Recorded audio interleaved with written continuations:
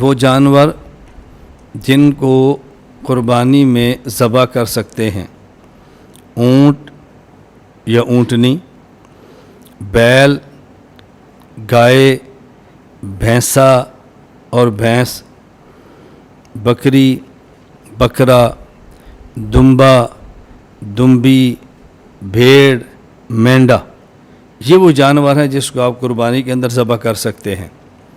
قربانی میں کوئی شخص مرغ دے اور سمجھے میں نے قربانی کر دی ہے، یہ جائز نہیں ہے۔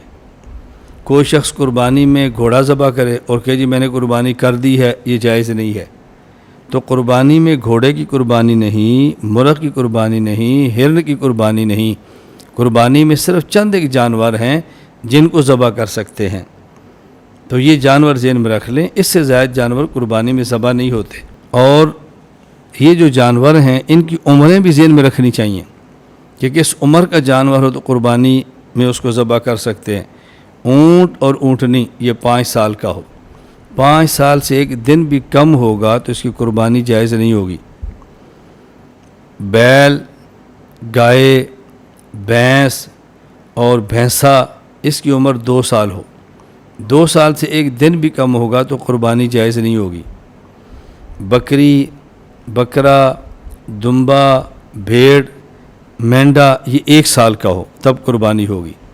ہاں البتہ بھیڑ، دمبا، مینڈا اگر یہ 6 ماہ کا ہو اور دیکھنے میں 1 سال کا لگے تو اس کی گنجائش موجود ہے، قربانی میں لگ جائے گا۔